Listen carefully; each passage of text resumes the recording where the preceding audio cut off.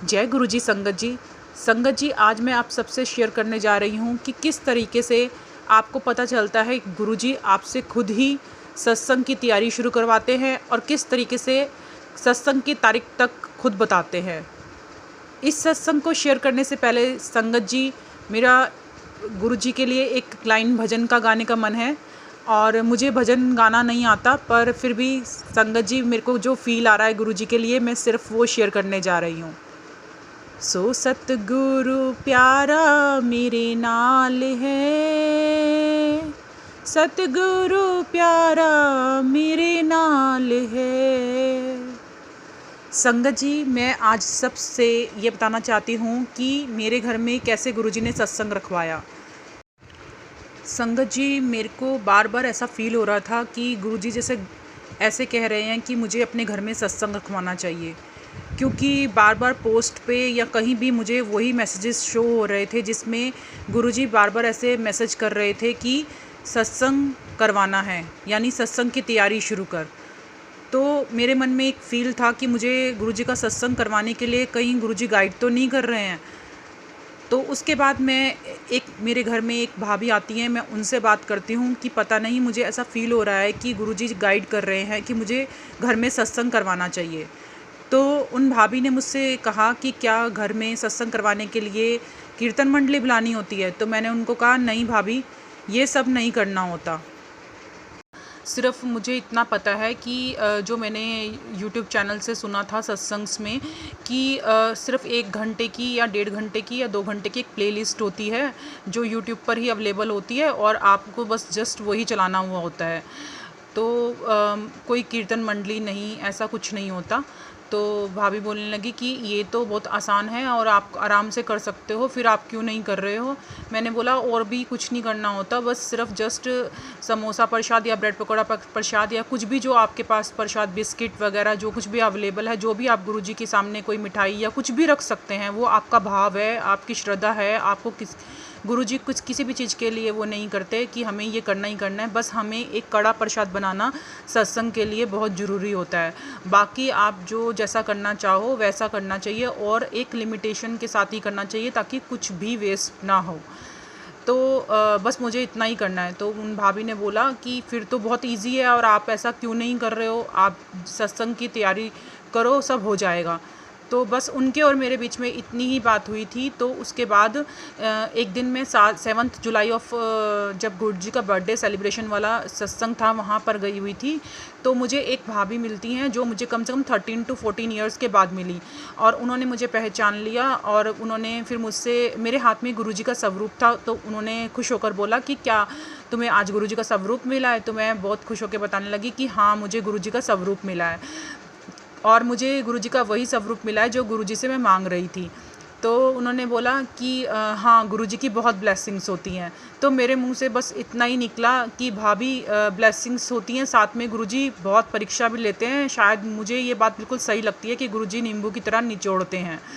तो क्या ऐसा होता है? तो उन्होंने बोला हाँ, ऐसा होता है, पर घबराना नहीं होता, अड़े रहो, क्योंकि गुरुजी परीक्षा लेते हैं तो ब्लेसिंग्स भी पूरी देते हैं, यानी आपका साथ भी पूरा देते हैं। तो मेरे मन में आया कि हाँ, ये सच सही है। अब मेरे को इन भाभी से ही पूछना। उनके गले में मैंने गुरुजी का लॉकेट देखा और मैंने उनसे पूछा, भाभी आप कितने टाइम से गुरुजी से जुड़े हुए हो? मुझे आपसे कुछ पूछना है। तो उन्होंने बोला कि हाँ, मुझे काफ़ी टाइम हो गया गुरुजी से जुड़े हुए और मैं 2 बार बड़े मंदिर और हो आई हूँ और मैं गुरुजी की डुगरी वाले प्लेस में भी हो आई हूँ। तो मैंने बोला कि भाभी, मुझे आपसे ये जानना है कि मेरे मन में बार बार गुरुजी ऐसा फ़ील करवा रहे हैं कि मुझे घर पर सत्संग करना चाहिए, पर अभी मेरी सिचुएशन सत्संग करने की है नहीं, तो क्या मुझे करना चाहिए? क्या ये गुरुजी की तरफ से ही गाइडेंस होती है? तो उन्होंने बोला कि हाँ, गुरुजी ही, अगर आपके मन में बार बार आया तो आप क्यों नहीं करते सत्संग, गुरुजी ही गाइड कर रहे होते हैं। तो मेरे मन में आया कि मुझे सत्संग, मैंने भाभी से डिटेल में पूछा कि क्या क्या करना होता है। तो उन्होंने मेरे को बताया कि कुछ भी नहीं, अगर 2-4 संगत भी है तो उनको बुला के बस उतने से ही अरेंजमेंट पे भी आप सत्संग कर सकते हो और जब तुम सत्संग करवाओगी तब मुझे बुला लेना और मैं तुम्हें बता दूंगी कि कैसे कैसे करना है। तो मैंने बोला ठीक है और फिर मैं अपने घर आ गई संगत जी। उसके बाद मुझे ऐसा पोस्ट में मैसेज कभी कैसे और उस दिन सेम डे ऐसा हुआ कि जिस दिन मैंने गुरुजी के सत्संग के बारे में इन भाभी से बात की तो मेरे को गुरुजी का मैसेज आया, आ रहा हाँ मैं तेरे घर, सत्संग दी तैयारी शुरू कर। जो पोस्ट में मैसेजेस होते हैं उसमें ये मैसेज था। और उससे पहले जब मैंने उन पहले भाभी से बात की थी जिन्होंने कीर्तन मंडली के बारे में बोला था, उनसे भी जब मैंने बात की थी सत्संग के बारे में तो उस दिन भी गुरुजी का मैसेज था, सत्संग दी तैयारी शुरू कर। तो संगत जी, गुरुजी बार बार फिक्स कर रहे थे कि ये मेरी तरफ से ही मैसेज है और तुम्हें इसे लाइटली नहीं लेना है। तो बस मैंने फिर सोच लिया कि मुझे सत्संग करवाना है, जैसे भी करना होगा वो गुरुजी अपने आप देख लेंगे और गुरुजी अपने आप ही अपने सत्संग का अरेंजमेंट भी मुझसे करवा देंगे। अब मैंने गुरुजी पे पूरी तरीके से छोड़ दिया था इस बात को कि जब सत्संग की तैयारी करवानी होगी गुरुजी खुद ही बता देंगे। तो संगत जी, कोई मुझे कहता है कि सावन का पहला सोमवार है उस दिन सत्संग कर लेना, और कोई संगत मुझे बोलती है कि शिवरात्रि वाले दिन सत्संग रखवा लेना। तो संगत जी, मैं बहुत कंफ्यूज हो रही थी कि मुझे किस दिन सत्संग रखवाना है, और कुछ घर में कुछ ऐसी प्रॉब्लम भी चल रही थी जिसके कारण मैं शिवरात्रि से जस्ट पहले सत्संग नहीं करवाने की सिचुएशन में थी। तो गुरुजी आकर कैसे हमें गाइड करते हैं। मैं एक दिन गुरुजी के पास बैठी हुई थी और मैंने गुरुजी को कहा, गुरुजी मुझे कुछ समझ नहीं आ रहा है कि मुझे क्या करना है, कैसे करना है, आप ही बताओ। और आप ही बताओ इस सिचुएशन में, जो सिचुएशन अभी चल रही है, कि मैं कैसे सत्संग करूँगी, क्योंकि मेरा मेंटली भी मैं प्रिपेयर नहीं हूँ और ये सब चीज़ें इतनी डिस्टर्ब चल रही हैं कि क्या मुझे घर में सत्संग कैसे करना है, आप खुद ही देखो और आप ही बताओ कि मुझे कैसे करना है। तो संगत जी, इतना अच्छा एक्सपीरियंस हुआ कि मेरे को कुछ दिन मैं ऐसे ही बैठी हुई थी और मुझे 24 जुलाई की बात है कि 23 या 24 जुलाई की बात है, और मैं गुरुजी से ऐसे पूछ रही थी कि गुरुजी आप ही बताओ। तो गुरुजी ने मेरे को कैसे क्लिक करवाया कि मुझे एक दिन एक सत्संग मैं सुनने लगती हूँ। उसी दिन 23 जुलाई को मैं एक सत्संग सुनने लगती हूँ और उस सत्संग में वो आंटी क्या शेयर कर रही होती हैं कि उनसे गुरुजी टेलीपैथी में बात करते हैं। तो मेरे मन में आया कि गुरुजी टेलीपैथी में बात करते हैं, तो मैंने सत्संग को पूरा सुना। संगत जी, सत्संग को पूरा सुनने से आपको ये पता चलता है कि आपके लिए गुरुजी क्या सुनवाना चाह रहे हैं, इसलिए सत्संग को कभी भी आप स्किप मत करो, आप सत्संग को पूरा सुनो। तो संगत जी, मैं उन आंटी का सत्संग सुनने लगी और मैंने सुना कि उन्होंने ये बताया कि गुरुजी उनसे टेलीपैथी में बात कर रहे थे। वो गुरुजी की कोई बुक पढ़ रही थी और अचानक उनके सामने ऐसा लगता है कि जैसे गुरुजी उनके क्वेश्चंस के आंसर दे रहे हैं, यानी गुरुजी उनसे बात कर रहे हैं, उनकी बातों का जवाब दे रहे हैं। तो वो बैठी हुई थी और उन्होंने बताया कि गुरुजी ने उनको कहा कि 3 तेरा 7 मेरा। तो उन्होंने आंटी ने पूछा कि गुरुजी इसका क्या मतलब। तो गुरुजी ने रिप्लाई दिया कि 2 और 1 तेरा डेट ऑफ बर्थ है और उसका मतलब 3। तो 3 अक्षर का जन्मदिन तेरा और 3 न्यूमरोलॉजी का और 7 मेरा। तो फिर वो आंटी चुप हो गई। फिर उन्होंने आगे शेयर किया कि उन्होंने वो जो सत्संग पढ़ रही थी उसमें ऐसा आ रहा था कि मैं तेनू मुंडा ब्लेस किया। फिर उसमें उन्होंने बताया कि कैसे गुरुजी ने उनको बताया कि गुरुजी ने ऐसे बोला कि मैं तेनू भी मुंडा ब्लेस किया। तो वो आंटी पूछने लगी, गुरुजी मेरे को कैसे मुंडा ब्लेस किया, मेरे को तो आपने 10 साल पहले मतलब लड़का दिया था। तो गुरुजी ने कहा कि उसका नंबर भी 7 है, चेक कर ले। तो उन आंटी ने बोला कि नहीं, उनका डेट ऑफ बर्थ 7 नहीं निकलता। तो गुरुजी ने बोला कि नहीं, टोटल मार ता तेनू पता चलेगा कि उदा टोटल 7 आंदा है। तो फिर वही हुआ, उन आंटी ने टोटल मारा और उनके जो डेट ऑफ बर्थ है बेटे का वो 7 नंबर ही निकला। उसके बाद फिर गुरुजी ने उनको बोला, अच्छा, उन आंटी को तब भी यकीन नहीं हो रहा था कि मुझे टेलीपैथी हो रही है। तो उसके बाद उन्होंने शेयर किया कि उन्होंने जो बुक पढ़ रही थी उसका पेज नंबर गुरुजी ने बोला कि इधर नंबर पढ़। तो उन आंटी ने पेज नंबर पढ़ा तो वो भी 37 निकला। तो वो आंटी फिर बिल्कुल अलर्ट हो गई, अवेयर हो गई और उन्होंने सोचा कि गुरुजी सच में बात कर रहे हैं और ये कुछ हो रहा है जो मुझे पूरा डिटेल वाइज समझना चाहिए।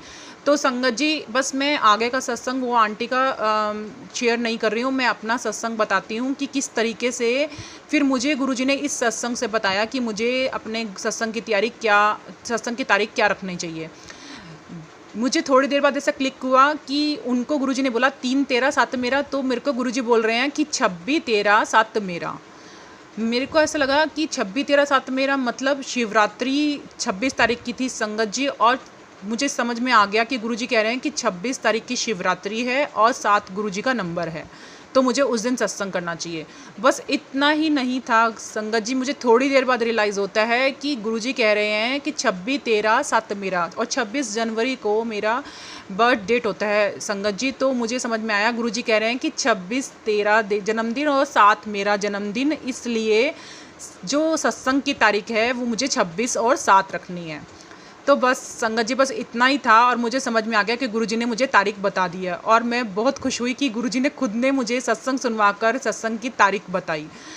बस इतना ही था कि 24 जुलाई को जो मैं बैठी हुई थी, तो मेरे मन में आया कि गुरुजी सिचुएशंस इतनी क्रिटिकल चल रही हैं कि क्या मैं सत्संग कर पाऊँगी, क्या मुझे मेरा मन मतलब अभी प्रिपेयर नहीं हो पा रहा, मेरे को इतनी टेंशन्स हो रही हैं, क्या मैं सत्संग कर पाऊँगी। तो संगत जी, मुझे गुरुजी ने ऐसा सत्संग सुनवाया, जो मेरी प्रॉब्लम चल रही थी वही प्रॉब्लम का मुझे गुरुजी ने सत्संग सुनवाया, कि उन आंटी ने घर में सत्संग करवाया और उनकी वो प्रॉब्लम सोल्व हो गई।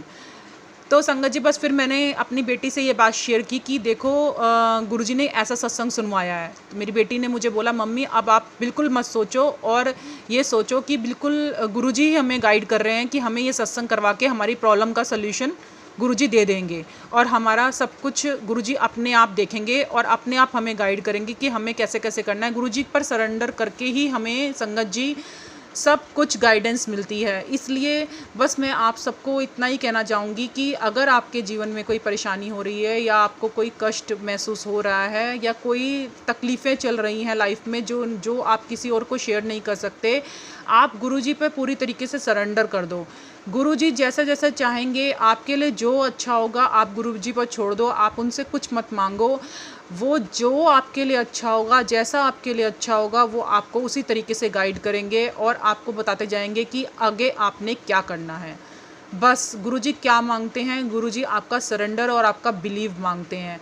गुरुजी पर अगर आपने पूरी तरीके से, या किसी भी परमात्मा या ईश्वर को आप पूरी तरीके से बिलीव से मानते हैं संगत जी, तो वो आपको पक्का गाइड करते हैं। वो थोड़ी देर बाद हमें उस टाइम पे समझ नहीं आ रहा होता, क्योंकि वो टाइम हमारे लिए बहुत मुश्किल चल रहा होता है, हम अपनी मुश्किलों में ही फोकस करके रखते हैं, इसलिए हमें समझ नहीं आ रहा होता कि हमें अब क्या करना चाहिए।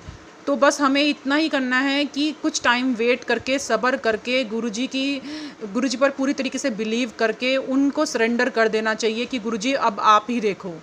तो गुरुजी फिर हमें देखेंगे संगत जी, ये आप बिल्कुल श्योर रहो कि गुरुजी हमें रास्ता ज़रूर दिखाएंगे, और जो हमारे लिए अच्छा होगा गुरुजी हमारे लिए ज़रूर करेंगे।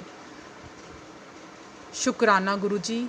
गुरुजी, मुझसे कुछ भी गलती हो संगत जी, मुझसे कुछ भी गलती हो सत्संग शेयर करने में, तो प्लीज़ संगत जी, प्लीज़ गुरुजी मुझे माफ़ करना, और मुझसे सिर्फ उतना ही बुलवाना और वही बात बुलवाना जो आप चाहते हो कि मैं शेयर करूं।